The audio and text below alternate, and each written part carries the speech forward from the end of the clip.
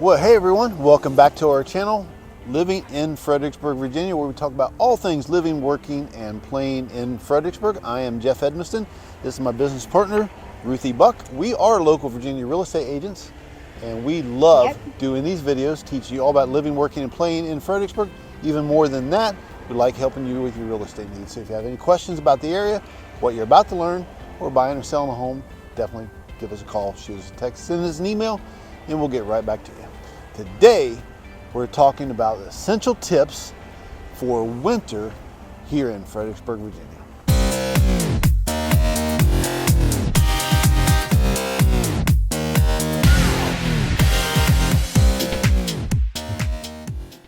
So don't let what you hear in the news sometimes fool you, because we do sometimes have a mild winter, but we could also be hammered on some winters as well. All right, so Ruthie's right. We do have kind of a mild reputation when it comes to winter because we're not the Rocky Mountains. We're not, the high elevations, but we do sometimes get our fair share of snowfall, right?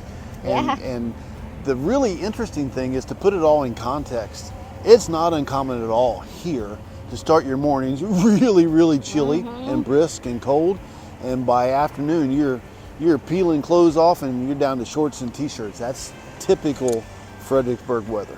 Yeah, so that's kind of like our point number one, is to be prepared. I mean, typically when you leave first thing in the morning, it's going to be chilly in the winter times, and you're going to want to have a coat, a jacket, a scarf, maybe even a hat. I like your hat, by the way. Oh, thank you.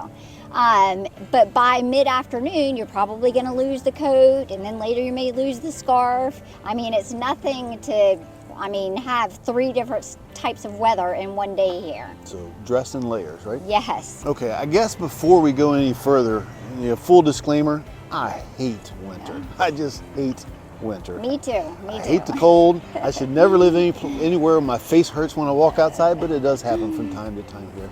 But let's talk about snow itself. Most people don't mind a snow day every now and then. And we go some winters where we don't get any. And then we go some winters where we get hammered. So you've got to be prepared for that. And what we recommend is make sure you've got a good, reliable snow shovel, snow blower, whatever the case might be, so that you're prepared when we do get that snow, because unlike, again, out west, we don't get that light, fluffy snow. We get heavy, wet snow here, most times. Yeah, and it's something you're not going to want to procrastinate on, because the moment that we know that a snowstorm is coming,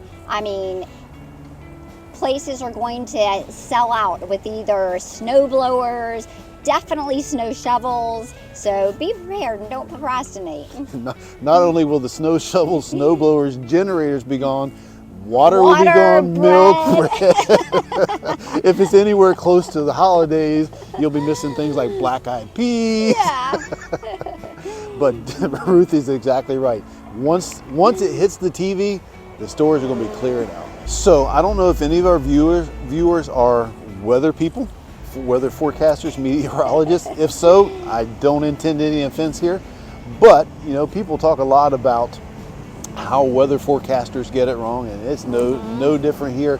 And we have seen times where they're saying one thing about the weather and then it flips and you get something completely different. Actually, quick story, back when I was in the Marine Corps, I grew up in Ohio. I was on my way back from Ohio, listening to the weather as I'm coming around the Beltway to head back to Quantico, and they're calling for a dusting of snow. When the snow stopped, we had over 1.5 feet of snow on the ground, completely basically shut down Quantico Marine Base. The bonus is I went sledding around the west side of Quantico. There was no traffic. I was sledding on a car hood. It was really, really cool. But the point being, story aside, the point being, the weather can flip in a hurry. And a lot of times it will get cold faster than you think it will. So you've got to watch out for things like black ice, especially in the mornings and in the evenings. Just be prepared for unpredictable weather. Yeah, because we just don't know what's coming. It is very unpredictable in this area. It wasn't last year, maybe the year before. Because last year, I think we actually did have a mild winter last We had year. a really mild winter. So it should be interesting what we get this year. But maybe the year before, I remember I was out showing homes, and it wasn't supposed to snow. But all of a sudden, the snow started while we're showing houses, and we probably had a good inch by the time that we walked outside from looking at this one house. It was crazy because it came hard and fast. Hard and fast. Yes. Yeah. And to your point, the forecast I'm actually seeing for this winter is for the weather pattern to flip and for us to have a considerable amount of snow this year. So we'll see what happens, but Ruthie's point's valid. Okay, let's talk about driving in the winter. So again, like I just said, I grew up in Ohio where it was very common. School buses put chains on the tires and drove kids to school. That's not the case here. So what we recommend, first off, for you to know that half the people here have no idea how to drive in snow. But so stay home. Great point. If you can stay home, stay home. But for preparedness for you, make sure you've got good tires, snow tires if you can get them. Front wheel drive, 4-wheel drive helps. But good snow tires is definitely something you should be prepared to have when the winter comes. And again, like I mentioned before, watch out for black ice because that's really, really dangerous.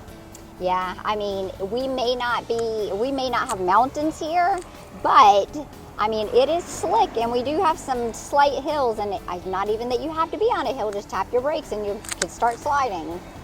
Yeah, actually, speaking of the roads and what Ruthie just referenced, so we're standing in the city, but we're surrounded by Stafford County, King George County, Spotsylvania County, Caroline County. And when we do get snow, and that snow begins to melt and refreeze, schools will be closed for several days, often. And you'll hear people saying, well, why are the schools still closed 4 days after this snow event? Well, if you drive out in the county, like Spotsylvania County, there are some really back roads that they just can't get to in time to plow before it melts and refreezes. So the roads just can be a little bit treacherous. So just be careful and be prepared. And patient. I mean, patience is a huge thing. I mean, whenever you hear that schools are not opening, businesses are not opening, well, just take a drive on the back roads and then you'll see why. Absolutely.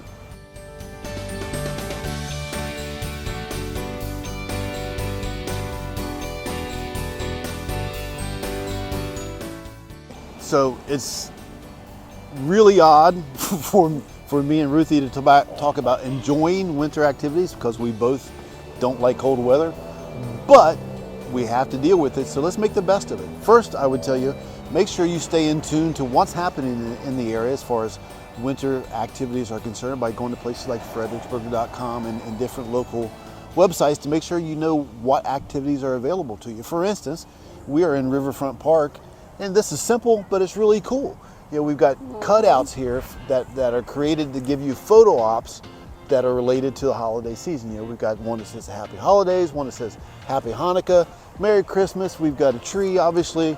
We've got the Fredericksburg cutout there. So just stay tuned to what's happening in the area and do the things that appeal to you. So if we don't get the winter weather that you're looking for here right locally in Fredericksburg, and you just want a weekend getaway, we've got some resorts. We've got Wintergreen Resort, which is actually, I think, just under 2 hours to get to. And we also have Massanutten, another one that's about an hour and a half from here.